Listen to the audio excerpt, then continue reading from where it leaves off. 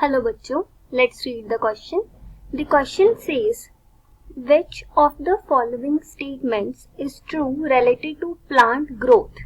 Option A, plant growth is generally indeterminate. Option B, plant growth is measurable. Option C, plant growth does not occur throughout their life. And option D, both 1 and 2.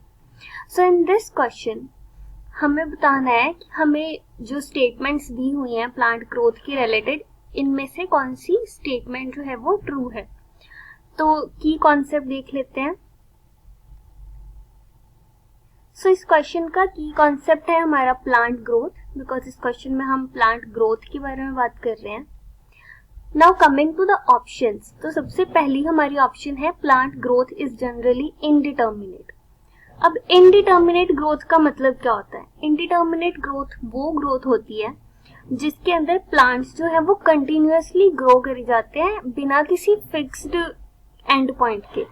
So option A, we have that plant growth is generally indeterminate. So here indeterminate growth means growth continuously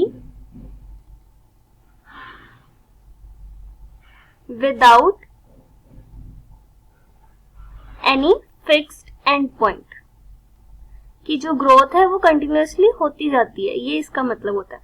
अब जो plants है, most of the plants के अंदर meristematic tissues होते हैं. जो meristematic tissue होता है ये वो टिश्यू होता है जिसके अंदर सेल डिवीजन कंटिन्यूअसली होती रहती है and this tissue lead to the growth of the plant.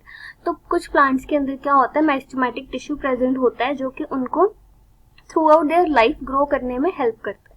तो ऑप्शन ए हमारा करेक्ट हो जाएगा. Now the second option is plant growth is measurable.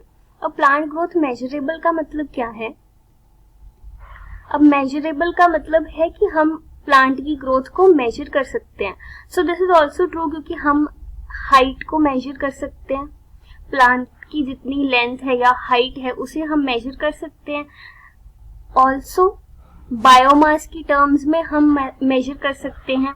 इसके अलावा हम लीफ एरिया देख सकते हैं. सो प्लांट ग्रोथ इज मेजरेबल. तो ऑप्शन नंबर 2 भी हमारा करेक्ट हो जाएगा. Option 3 is plant growth does not occur through out their life.